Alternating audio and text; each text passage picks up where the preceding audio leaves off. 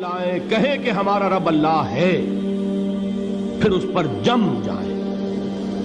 ان پر فرشتوں کا نزول ہوتا ہے، نہ کوئی غم کرو نہ خوف، خوشیاں مناؤ جنت کی جس کا تم سے وعدہ کیا گیا تھا۔ اللہ کی ربوبیت پر اطمینان جب انسان کو ہو جاتا ہے، میرا رب اللہ ہے، ربی اللہ، انسان کے لیے نہ کوئی کھٹکا، نہ کوئی خطرہ، نہ کوئی خوف، نہ کوئی حزن۔ جو کچھ ہو رہا ہے کس کے اذن سے ہو رہا ہے؟ اللہ کے اذن سے۔ اللہ کے اذن کے بغیر پتا تک نہیں ہلتا۔ یہ کوئی اندھا بہرا مادہ نہیں ہے جس سے مجھے کوئی خوف ہو۔ اندھا بھینسا چلا آ رہا ہو اس سے تو ڈرنے کا ہر انسان کو ڈرنا چاہیے، نہ معلوم کس کو ٹکر مار دے۔ لیکن نہیں، اس کائنات کو چلانے والا ایک سمیع و بصیر خدا ہے، وہ جو میرا دوست ہے، میرا ولی ہے۔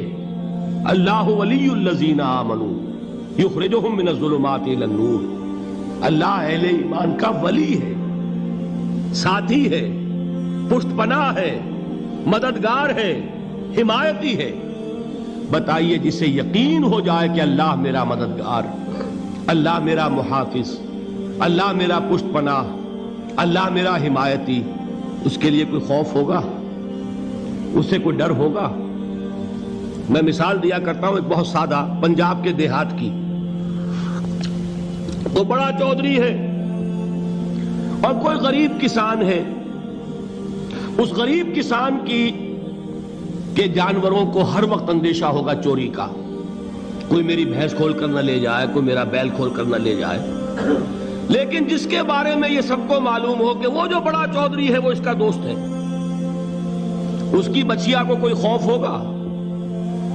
اس کی بھینس پر کوئی ہاتھ ڈالے گا؟ اسے کوئی اندیشہ ہوگا؟ نہیں۔ کیوں؟ کہ وہ بڑا چودھری، بڑا اس کا یہاں کا سردار، جاگیردار، سب کو معلوم ہے وہ میرا دوست ہے، کوئی میرے خلاف اقدام نہیں کر سکتا۔ اس دنیا میں یہ چھوٹی سی بات اگر آپ کے دلی اطمینان اور سکون کا باعث بن سکتی ہے تو ذرا تصور کیجئے۔ میں لفظ تصور استعمال کروں گا صرف اس لیے کہ اس کا ہم جس کو کہتے ہیں ادراک اور شعور کر نہیں سکتے، اگر کے ساتھ کر سکتے۔ اگر یقین ہو کہ اللہ میرا مددگار اور یقین ہو کہ اللہ ہر آن میرے ساتھ ہے، پھر کوئی خوف؟ کس کا خوف؟ کوئی شے اللہ سے بالا تر ہے؟ کوئی قوت اس سے زیادہ طاقتور ہے؟ کوئی اس کے ارادے کو بدلنے والا ہے؟ کوئی اس کی مشیت کے آڑے آنے والا ہے؟ یہی بات ہے جو حضور نے فرمائی۔ یہ ایمان کا حاصل ہے لب لباب، کہ دیکھو اچھی طرح اس بات کو ذہن نشین کر لو، اگر تمام انسان مل کر تمہیں کوئی نقصان پہنچانا چاہے نہیں پہنچا سکتے، مگر جو کچھ اللہ نے لکھ دیا ہو، اور تمام انسان مل کر تمہیں کوئی نفع پہنچانا چاہے نہیں پہنچا سکتے، مگر وہ شے جو اللہ نے طے کر دی۔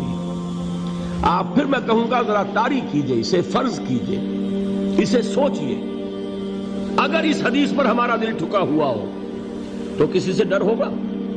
یہ مجھے نقصان نہ پہنچا دے، یہ میری رپورٹ خراب نہ کر دے، یہ میری انکریمنٹ نہ رکوا دے، یہ میرا یہ نہ بگاڑ دے، یہ میرے یہ نقصان نہ پہنچا دے، اس کا ڈر، اس کا ڈر، اس کا خوف۔